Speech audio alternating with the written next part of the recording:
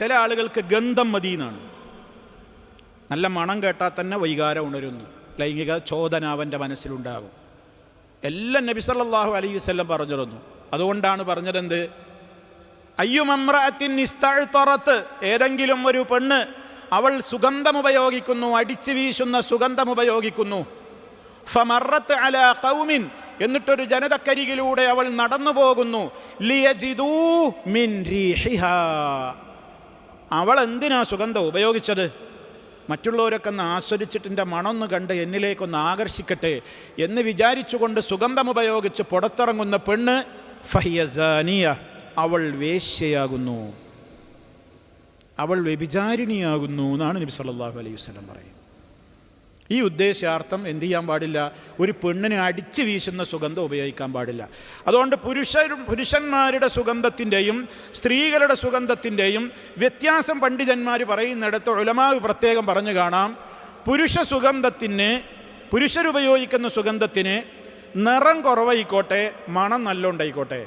സ്ത്രീകൾ ഉപയോഗിക്കുന്നതോ നല്ല നിറമൊക്കെ ഉണ്ടായിക്കോട്ടെ, മണം കുറഞ്ഞത് ഉപയോഗിച്ചാൽ മതി. ലൈറ്റ് പെർഫ്യൂമുകളാണ് ആരുപയോഗിക്കേണ്ടത്? സ്ത്രീകൾ ഉപയോഗിക്കേണ്ടത്. അടിച്ചു വീശുന്നത് അവർ. ഈ ലൈറ്റ് പെർഫ്യൂം ഉപയോഗിക്കുന്നതിന് അവളും ഇങ്ങനെ അവളുടെ അടുത്തുള്ള സഹോദരിമാരുടെയൊക്കെ അടുത്തുള്ള സദസ്സുകളിൽ പോയി ഇരിക്കേണ്ടി വരില്ലേ? അപ്പോൾ സദസ്സുകളിൽ പോയിട്ട് ഇരിക്കേണ്ടി വരുമ്പോൾ തൊട്ടടുത്തിരിക്കുന്ന സഹോദരിക്ക് ഇവളടുത്തിരുന്ന ഈ കക്ഷത്തിലെ വിയർപ്പും ഈ കൂട്ടാനുണ്ടായ കറിയുടെയും മണവും കോൺ ഓയിലിൻ്റെ മണവും ഭക്ഷണം ഉണ്ടാക്കിയ ഉള്ളിയുടെ ഗന്ധവും ഇതെല്ലാം കൂടിയുള്ള ഒരു പറതിയും കൊണ്ട് പോയിട്ട് ഇങ്ങനെ ഇരിക്കണം എന്ന് അങ്ങനെയിട്ട് ചില ആൾക്കാർ മനസ്സിലാക്കിയിട്ടില്ല. പെണ്ണ് ഒരിക്കലും സുഗന്ധം ഉപയോഗിക്കാനേ പാടില്ല, അത് അതിര് കവിഞ്ഞ പാതാണ്. പെണ്ണുങ്ങൾക്ക് പുറത്തിറങ്ങുമ്പോൾ സുഗന്ധം ലൈറ്റ് ഉപയോഗിക്കുക.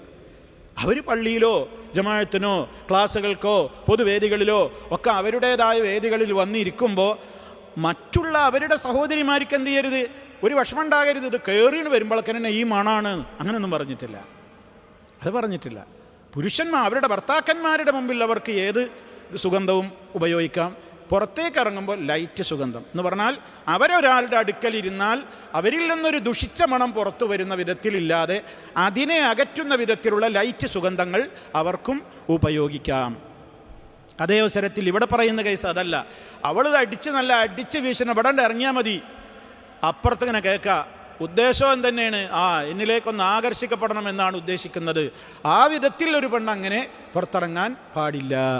അത് വ്യഭിചാരിണിയുടെ ശീലമാണെന്ന് പറഞ്ഞാൽ, വ്യഭിചാരിണിയാണെന്ന് പറഞ്ഞാൽ അത് ആ ശീലം ആ സ്വഭാവമൊക്കെ ആയിരിക്കേ ഉണ്ടാവുള്ളൂ, അത്തരം പെണ്ണുങ്ങൾക്കേ ഉണ്ടാവുള്ളൂ എന്നാണ് ആ പറയുന്നതിൻ്റെ ഉദ്ദേശം എന്ന് നമ്മളവിടെ വ്യക്തമായി തന്നെ മനസ്സിലാക്കിയിരിക്കേണ്ടതുണ്ട്.